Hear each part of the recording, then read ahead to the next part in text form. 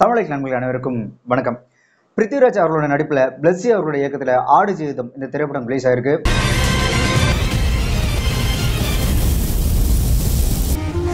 இந்த படம் ஆடு ஜீவிதம் கோட் டேஸ் அப்படின்ற நாவலை தழுவி எடுக்கப்பட்ட ஒரு திரைப்படம். இந்த நாவல் கேரளாவில் வசிக்கக்கூடிய நஜீத் முகமது அப்படின்ற ஒரு நபர் வேலைவாய்ப்பு தேடி சவுதியில் இருக்கக்கூடிய ஒரு மிகப்பெரிய பால்வனின் நரகத்தில் போய் மாட்டிக்கிறாரு. அந்த நரகத்திலிருந்து ஒரு 3 வருஷம் கஷ்டப்பட்டு எப்படியோ தப்பிச்சு உயிரோட வந்துடுறாரு. அவர் உயிரோட வந்ததுக்கு அப்புறம் அவர் அந்த நரகத்தில் எவ்வளவு கஷ்டப்பட்டாரு அப்படின்ற அவரோட அந்த ஒரு வாழ்க்கை பயணம் இருக்குல்ல, ஸோ அதை மையப்படுத்தி வந்ததுதான் இந்த ஆடு ஜீவிதம் கோட் டேஸ் அப்படின்ற ஒரு புக்கு. ஸோ அந்த ஒரு புக்கை தழுவி தான் இந்த ஆடு ஜீவிதம் அப்படின்ற ஒரு திரைப்படத்தை எடுத்திருக்கிறாங்க. இந்த படத்தை பத்தி நம்ம முதல்ல சொல்ல வேண்டிய ஒரு விஷயம், இந்த படம் ஒரு ரியல் லைஃப் ஸ்டோரி, உண்மை சம்பவம். இது வந்து ஃபிக்ஷன் கிடையாது, அதாவது கற்பனை கலந்த ஒரு கதை கிடையாது. அதனால இந்த படம் எல்லாருக்குமான ஒரு என்டர்டைன்மெண்ட் திரைப்படமா இருக்குமா அப்படின்னு கேட்டிங்கன்னா, ஒரு சில பேருக்கு வந்து அந்த என்டர்டைன்மெண்ட்டா படம் பார்க்க போறவங்களுக்கு இந்த படம் பெரிய ஈர்ப்பை ஈர்க்காது. ஸோ அது இந்த படத்தை பத்தி நம்ம சொல்ல வேண்டிய முதல் விஷயம். அடுத்து இந்த படம் மாதிரி நம்ம நிறைய திரைப்படங்கள் பார்த்ததுனால இந்த படம் இதை பார்த்த மாதிரி இருக்கு, அந்த படத்தை பார்த்த மாதிரி இருக்கு அப்படின்ற ஒரு ஃபீல் இருக்க தான் செய்யும். ஏன்னா பாலைவனம் சம்மந்தப்பட்ட ஒரு திரைப்படம் அப்படின்னும் போது நாம் அந்த பாலைவனத்தை தான் காமிச்சாகணும். பாலைவனத்தில் தண்ணி தாகெடுத்த ஒரு நபர் தண்ணியை பார்க்கும்போது ஓடி போய் குடிக்க தான் செய்வார். ஸோ அந்த காட்சிகள் அப்படின்றது நம்ம வேற எங்கேயோ பார்த்த மாதிரி ஒரு ஃபீல் இருக்க தான் செய்யும். இதை ஏன் சொல்றேன் அப்படின்னா, இந்த ஆடு ஜீவிதம் திரைப்படத்தை நம்ம தமிழில் தனுஷ் அவர்கள் நடித்தார்ல மரியான், அந்த படத்தை கூட ஒரு சில பேர் கம்பேர் பண்ணி அந்த படம் மாதிரி இருக்கு அப்படின்னு சொல்றாங்க.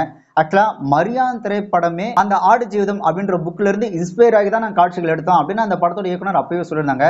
இன்னொன்று, ஆடு ஜீவிதம் திரைப்படம், இந்த திரைப்படம் இருக்குல்ல, இது வந்து 2008 இந்த ப்ராஜெக்ட் ஆரம்பிச்சதா அந்த திரைப்பட குழுவினர்கள் ஒவ்வொரு இன்டர்வியூலையும் சொல்லிட்டே இருந்தாங்க. அது ஏன் அப்படின்னா, மரியான் திரைப்படம் 2013 வந்துச்சு.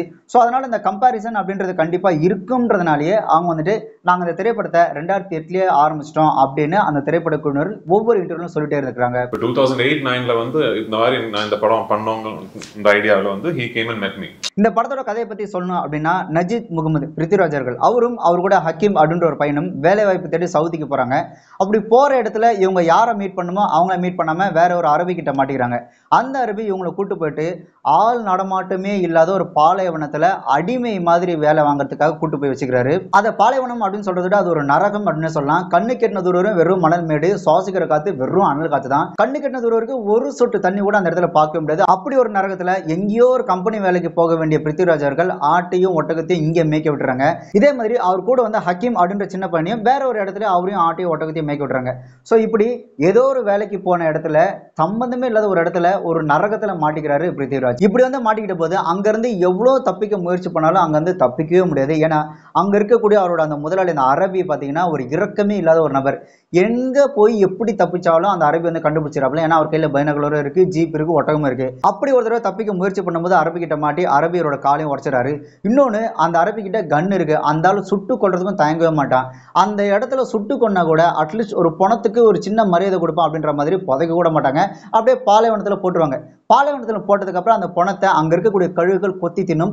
அதை அந்த பிருத்திவிராஜ் நஜீப் அப்படின்ற அந்த கேரக்டர் பார்த்தீங்கன்னா கண்ணெதிர்க்க பார்க்கும். அப்போதான் ஒரு விஷயம் தெரியும், இங்க இருந்து நம்ம தப்பிக்கிறது அவர் லேஸ்பட்ட காரியமும் கிடையாது, நாம இங்க இருந்தோம், நம்ம இங்க இருந்து செத்து போனாலும் வெளி உலகத்துக்கு யாருக்கும் தெரிய போறதும் கிடையாது அப்படின்றது நஜீப்க்கு வந்து தெளிவாக தெரியுது. ஸோ இதெல்லாம் மீறி அவர் அந்த பாலைவன நரகத்திலிருந்து எப்படி தப்பிச்சாரு அப்படின்றதான் இந்த ஆடு ஜீவிதம் அப்படின்ற திரைப்படத்தோட கதை. இந்த திரைப்படத்துல பிருத்திவிராஜ் அவர்கள் நடிப்பு அப்படின்றது அபாரமான ஒரு நடிப்பு. அதாவது இந்த நடிப்புக்கு நீங்க விருது கொடுக்கலாம், வேற எந்த நடிப்புடா கொடுப்பீங்க அப்படின்ற அளவுக்கு அவரோட அந்த நடிப்பு அப்படின்றது இந்த திரைப்படத்தில் தெரியுது. ஒரு நடிகனுக்கு இருக்கக்கூடிய மிக முக்கியமான ஒரு குவாலிட்டி எது அப்படின்னு பாத்தீங்கன்னா, கதையை தேர்ந்தெடுக்கிறது தான். ஸோ இந்திய சினிமா நடிகர்களிலேயே கதையை சரியா தேர்ந்தெடுக்கக்கூடிய மிக முக்கியமான நபர்கள் ஒருவர் தான் பிருத்திவிராஜ் அவர்கள். அவர் இந்த ஆடு ஜீவிதத்தில் நடித்த அவரோட அந்த நடிப்பும் அவரோட அந்த கடும் உழைப்பும் இருக்குல்ல, அதெல்லாம் வந்துட்டு வார்த்தைகளால் அவ்வளோ ஈஸியாக சொல்லவே முடியாது. அப்படி ஒரு கடுமையான உழைப்பு. இந்த திரைப்படத்தில் பார்த்தீங்கன்னா 3 டிஃப்ரெண்ட் வேரியேஷனை காமிச்சிருக்கிறாரு. அந்த பாலைவனத்துக்கு முதல்ல வேலைக்கு வரும்போது பார்த்தீங்கன்னா நல்லா கட்டுமஸ்தான ஒரு உடம்போடு தான் இருப்பார். கொஞ்சம் வருஷம் ஆனதுக்கு அப்புறம் ஒரு சீனில் அவரை காட்டுவாங்க. அதாவது ட்ரெஸ் எல்லாமே நிர்வாணமாக காமிச்சிருப்பாங்க. அந்த காலை இழுத்து நடந்துட்டு போகும்போது அந்த ட்ரெஸ் இல்லாத அந்த காட்சியில் வர பார்த்தீங்கன்னா, என்னடா ஒரு மனுஷன் இவ்வளோ தூரம் டெடிகேஷனாக நடிச்சிருக்காப்ல அப்படின்னு நம்மளை ஆச்சரியப்படுற அளவுக்கு அவரோட அந்த உடல் அமைப்பும் சரி, அந்த ஒரு மாதிரி அப்படியே துரும்பா இழைச்சிருப்பாரு. அப்படி இழைச்சி அந்த நடிப்பில் வந்துட்டு வெறித்தனமான ஒரு ஆக்டிங்காக அந்த ஒரு சீனை நீங்கள் பார்க்கலாம். அதெல்லாம் வேற லெவல். இந்த திரைப்படத்தில் பிருத்திவிராஜ் அவர்கள் அவரோட நடிப்பால் நம்மளை ரொம்பவே ஆச்சரியப்பட வச்சிருக்கிறாரு. பல மாசமா அவர் கண்ணாடியை பார்த்துருக்க மாட்டாரு. திடீர்னு ஒரு நாள் சடனாக ஒரு ட்ரக்கில் வந்துட்டு கண்ணாடி இருக்கும். அந்த கண்ணாடியில் பார்க்கும்போது நாமனா இது அப்படின்னு ஒரு மாதிரி ஒரு நாள் கழிச்சு அந்த கண்ணாடியில் பார்த்ததுக்கு அப்புறம் நாம இப்படி மாறிட்டோமே அப்படின்னு ஃபீல் பண்ணி ஒரு இடத்துல உட்காந்து அழுதுட்டு நான் போகணும் அப்படின்னு சொல்லி ஒரு ஒரு மாதிரி ரொம்ப தேம்பி அழுவாரு. அதாவது தன்னோட அந்த இயலாமை நம்மளால எதுவுமே பண்ண முடியலையே அப்படின்ற அந்த இயலாமையின் எண்ணத்தோட அவர் அழும்போது நீதான் ஏன் நடிகன் அப்படின்ற ஒரு ஃபீலை நம்ம கொடுத்துறாரு. அவர் அந்த அந்த பாலைவனத்துல போனதுக்கு அப்புறம் அவர் வந்துட்டு நான் ஊருக்கு போனோம் அப்படின்னு சொல்லி அடம் பிடிச்சிட்டே இருப்பாரு. அரபி வந்து மதிக்கவே மாட்டான். ஒரு கட்டத்துக்கு மேல பிருத்திவிராஜ்க்கு வந்து பசிக்க ஆரம்பிச்சிடும். அதாவது அந்த நஜீப் கதாபாத்திரம் வந்து பசிக்க ஆரம்பிச்சிடும். அப்படி பசிக்க ஆரம்பிக்கும் போது வேற வழியே இல்லை, இவனுக்கிட்ட தப்பிக்க முடியாதுன்ற ஒரு நிலைமையும் வந்துருச்சு. நாம அட்லீஸ்ட் உயிர் வாழணும் அப்படின்னா அவன் கொடுக்குறதே சாப்பிட்டானோ அப்படின்னு சொல்லி அந்த ரொட்டியை சாப்பிடும்போது பார்த்தீங்கன்னா ஒரு மாதிரி விசும்பிக்கிட்டே அழுதுகிட்டே சாப்பிடுவாரு. அந்த இடத்துலலாம் பார்க்கும்போது நிஜமாவே ஒரு நபர் மாட்டிக்கிட்டா எந்த ஒரு மனநிலை இருப்பாரோ அதை அப்படியே பிரதிபலிச்சிருந்தாரு. அதே மாதிரி ஒரு சீன்ல பாத்தீங்க அப்படின்னா அவரோட ஊர்ல இயற்கை எழிலோட வாழ்ந்த ஒரு மனுஷன், ஆத்துலயும் குளத்துலயும் தினமும் குளிச்ச ஒரு மனுஷன், அந்த பாலைவனத்துல குடிக்கிறதுக்கு கூட தண்ணி வந்து கணக்கு பார்த்து தான் கொடுப்பாங்க. அவர் குளிக்கவே மாட்டாரு.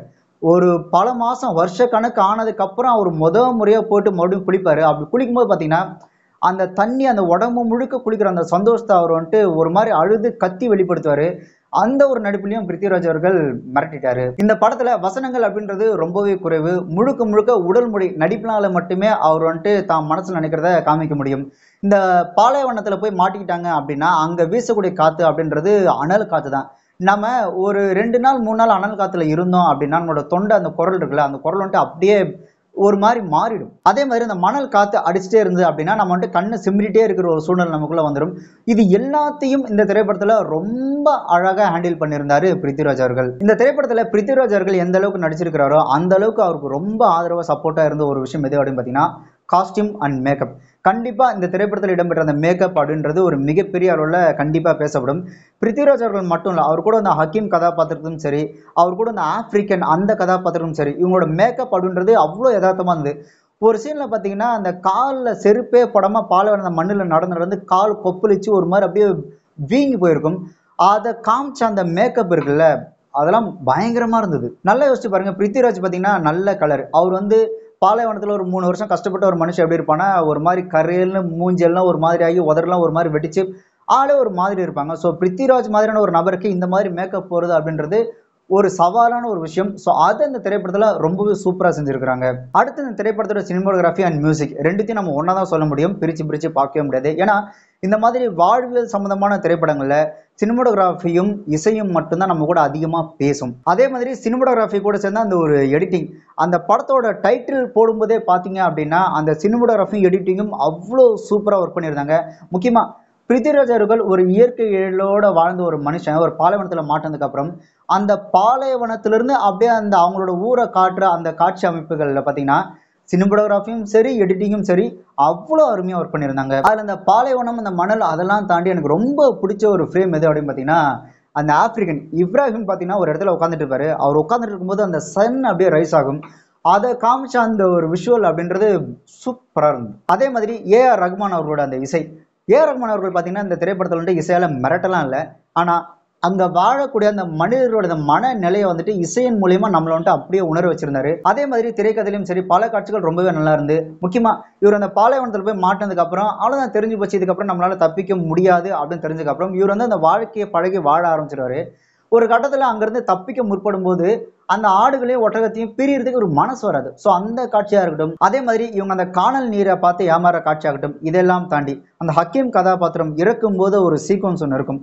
ஸோ அந்த சீக்வன்ஸ்லாம் வந்துட்டு ஒரு இலக்கிய மனம் படைச்சவங்க வந்துட்டு பார்க்கறது கொஞ்சம் கஷ்டம் தான். ஸோ அவ்வளோ உருக்கமான ஒரு காட்சியாக அந்த காட்சிகள் எடுத்திருந்தாங்க. என்னதான் திரைப்படத்தில் பிருத்திவிராஜ் அவர்கள் உயிரை கொடுத்து நடிச்சிருந்தாலும் நம்மளோட மனசை கவர்ற கதாபாத்திரம் அப்படின்னா அந்த இப்ராஹிம் அப்படின்ற அந்த ஆப்பிரிக்கன் கதாபாத்திரம் தான். நஜீபையும் ஹக்கீமையும் காப்பாத்துறதுக்காக அந்த இப்ராஹிம் அப்படின்ற கதாபாத்திரம் அவ்வளோ எக்ஸ்ட்ரீமா போயிட்டு அவங்களுக்காக ஹெல்ப் பண்ணாரு. அந்த கேரக்டரை பார்க்கும்போது என்ன கேரக்டரியா என்ன மனுஷன் அப்படின்ற ஒரு ஃபீல் நமக்கே வரும். அந்த இப்ராஹிம் கதாபாத்திரம் அப்படி ஒரு கதாபாத்திரம். அதை நான் அந்த காட்சிகளை சொல்றதை விட நீங்க போய் பார்த்தீங்க அப்படின்னா அந்த கதாபாத்திரத்தோட வேல்யூ அப்படின்றது உங்களுக்கு நல்லாவே புரியும். இதெல்லாம் தாண்டி கிளைமேக்ஸ்ல அந்த இப்ராஹிம் கதாபாத்திரத்துக்கு ஒரு ட்விஸ்ட் வச்சிருப்பாங்க. அந்த ட்விஸ்ட் அவ்வளோ சூப்பரா இருந்தது. ஸோ இப்படி இந்த திரைப்படத்தை பத்தி நிறைய விஷயங்கள் சொல்லிட்டே போகலாம். அண்ட் திரும்பவும் சொல்றேன், இந்த திரைப்படம் பார்த்தீங்கன்னா ஒரு என்டர்டைன்மெண்ட் ஃபிலிம் கிடையாது. இது வந்து எதிர்காலத்தில் இந்த சினிமா கற்றுக்கணும்னு நினைக்கிறவங்க, சினிமா மீது ஆசை இருக்கிறவங்க, சினிமா மீது ஒரு ஆர்வம் இருக்கு இல்லையா, ஸோ அவங்களுக்கான ஒரு திரைப்படம் தான் இந்த ஆடுஜீதம் திரைப்படம். இந்த உலக சினிமா திரைப்படங்களில் பெஸ்ட் மூவிஸ் அப்படின்ற ஒரு செல்ஃபில் திரைப்படங்களை அடுக்கி வச்சிருப்பாங்க இல்லையா, ஸோ அப்படி அடுக்கக்கூடிய ஒரு திரைப்படம் தான் இந்த ஆடுஜீதம் திரைப்படம். ஒரு திரைப்படம் எடுக்கும்போது இந்த ஆடுஜீதம் அப்படின்ற ஒரு திரைப்படத்தை எடுத்து அதை நம்ம புத்தகமாக ஒரு ரெஃபராக எடுத்து இப்படியும் படங்கள் எடுக்கலாம் அப்படின்ற மாதிரி இந்த ஆடுஜீதம் திரைப்படத்தை அடுத்து வர ஜென்ரேஷனுக்கு ஒரு உதாரணமாகவே வச்சுக்கலாம். ஸோ இந்த திரைப்படத்தை இப்படி ஒரு வகைப்படுத்தினாலும் இன்னொரு வகையில நாம் இந்த திரைப்படத்தை பார்க்கும்போது கோட் டேஸ் ஆடுஜீதம் அப்படின்ற புத்தகத்திலிருந்து தழுவி தான் இந்த ஒரு திரைப்படம் எடுக்கப்பட்டது. இங்க பார்த்த இந்த திரைப்படம் பார்த்த நிறைய பேர் என்ன சொல்றாங்க அப்படின்னா, அந்த ஆடுஜீவிதம் அப்படின்ற புத்தகத்துல இந்த திரைப்படத்தை விட பல சுவாரஸ்யமான விஷயங்கள் அந்த புத்தகத்துல இருக்கு, அந்த கதையில இருக்கு. ஸோ அதெல்லாம் இந்த திரைப்படத்துல காமிச்சிருந்தாங்க அப்படின்னா இன்னும் இந்த திரைப்படம் நல்லா இருந்திருக்கும். ஆனா அதெல்லாம் இந்த திரைப்படத்தில் தவற விட்டுட்டாங்க அப்படின்னு சொல்றாங்க. ரெண்டாவது, இந்த புத்தகம் படிக்கிறது அதெல்லாம் தாண்டி ஒரு சினிமா பார்க்கும் ஒரு சாமானிய ஒரு நபரா சொல்லணும் அப்படின்னா, இந்த நஜீப் கதாபாத்திரம் அந்த பாலைவனத்தில் போயிட்டு அவ்வளோ கஷ்டப்படுது, அந்த அரபி அவ்வளோ கொடுமைப்படுத்துறாங்க. கஷ்டப்பட்டு ஒரு 3 வருஷம் கஷ்டப்பட்டு சாப்பாடு வழி இல்லாமல் ஒரு மாதிரி உடம்பு மெலிஞ்சு அங்கேருந்து தப்பிச்சு வராரு. அவர் கஷ்டப்படலாம் சூப்பராக காமிச்சிருக்காங்க, அதெல்லாம் ஓகே. பட் அவர் அப்படியே அந்த கேரளாவில் அவர் வாழ்கிற அந்த வாழ்க்கையை காட்டும்போது அவர் கஷ்டப்படுற மாதிரி எந்த ஒரு காட்சியிலுமே கிடையாது. அவர் வந்துட்டு ரொம்பவே சந்தோஷமாக இருக்கிறாரு. அவரோட மனைவி, அவங்க அம்மா, அவங்க ஃப்ரெண்ட்ஸ் கூட சந்தோஷமான ஒரு வாழ்க்கை தான் வாழ்ந்துட்டு இருக்கிறாரு.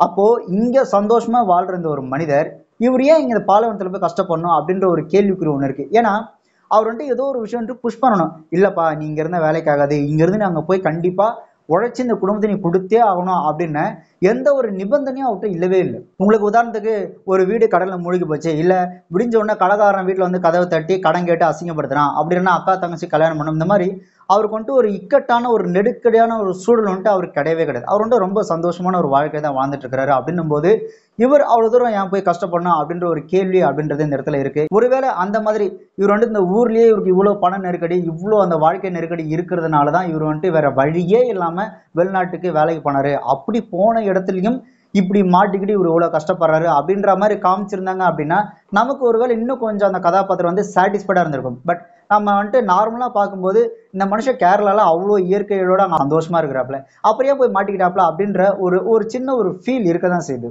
அதே மாதிரி இந்த திரைப்படம் 3 மணி நேர திரைப்படம். இந்த 3 மணி நேர திரைப்படத்தில் இந்த முதல் பாதி அப்படின்றது நமக்கு கொஞ்சம் ஸ்லோவாக தான் ஃபீல் ஆகுது.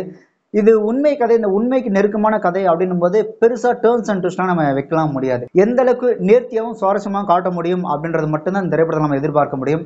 அப்படி இருந்தாலும் கூட அந்த முதல் பாதியை இன்னும் கொஞ்சம் நல்லா எடுத்துருந்துருக்கலாமோ அப்படின்ற ஒரு உணர்வு இருக்குதான் செய்யுது. இந்த படத்தை பார்த்ததுக்கு அப்புறம் நம்ம இவ்வளோ விஷயத்தை சிலாகிச்சு கொண்டாடுற அளவுக்கு இருந்தாலும் படம் பார்த்ததுக்கு அப்புறம் நமக்குள்ள ஒரு சின்ன ஒரு ஃபீல் இருக்கும், இல்லை ஏதோ ஒரு குறையுது அப்படின்ற ஒரு ஃபீல் இருக்கும்ல, அது வேற ஒண்ணுமே கிடையாது. இந்த திரைப்படம் மாதிரியே நாம ஏற்கனவே பல திரைப்படங்கள் பார்த்ததுனால இந்த திரைப்படம் நமக்கு பெரிய தாக்கத்தை ஏற்படுத்தல. அதுதான் நமக்குள்ள இருக்கக்கூடிய ஒரு சின்ன நெருடல், நமக்குள்ள ஏதோ ஒன்று குறையுதுன்னு சொல்லும்ல, அது இதுதான். ஸோ இந்த திரைப்படம் இவ்வளோ மெனக்கெட்டும் இவ்வளோ காட்சி அமைப்புகள் இவ்வளோ அருமையாக எடுத்திருந்தாலும் கூட ஒரு தாக்கத்தை ஏற்படுத்தலை அப்படின்றது உண்மையான ஒரு விஷயம் தான். அடுத்து இந்த வெளிநாடு போறவங்களை பார்த்து ஒரு சில நபர்கள் பொறாமையில் என்ன சொல்லுவாங்க அப்படின்னா, இவனுக்கு பேராசை, பணம் சம்பாதிக்கின்ற ஆசையில் போய் இவ்வளோ கஷ்டப்படுறான் அப்படின்னு சொல்லுவாங்க.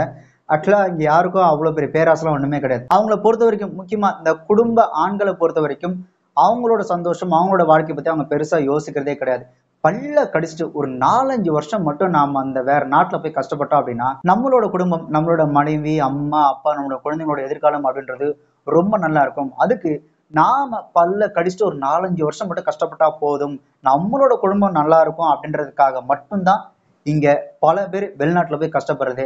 மற்றபடி நாம சந்தோஷமா இருக்கணும், நாம சொகுசான ஒரு வாழ்க்கை வாழணும் அப்படின்றதுக்காகலாம் யாரும் குடும்பத்தை விட்டு போயெல்லாம் கஷ்டப்படுறதே கிடையாது. அப்படின்னு அவங்க குடும்பத்தை விட்டு போய் கஷ்டப்படுற அவசியமும் கிடையாது. இந்த திரைப்படத்தை பார்த்ததுக்கு அப்புறம் நான் பர்சனலா இந்த திரைப்படத்தை கத்துக்கிட்ட ஒரு விஷயம் என்ன அப்படின்னு பாத்தீங்கன்னா, இப்படி ஒரு உயிர் போற நரகத்திலிருந்தே 3 வருஷம் கஷ்டப்பட்டு தப்பிச்சு வந்த நானே ஒரு நல்ல வாழ்க்கையை வாழ்றேன் அப்படின்னும் போது உங்களுக்கெல்லாம் என்னையா, நீங்கெல்லாம் வந்துட்டு வாழ்க்கையின் மீது நம்பிக்கை வச்சு வாழுங்க. வாழ்க்கையின் மிகப்பெரிய தத்துவமே இந்த வாழ்க்கையின் மீது நம்பிக்கை வச்சு வாழ்றது தான் அப்படின்றதான் நான் இந்த திரைப்படத்துல கத்துக்கிட்டது. நான் இல்லை, நம்ம எல்லாருமே கத்துக்க வேண்டிய ஒரு நிதர்சனமான ஒரு உண்மை.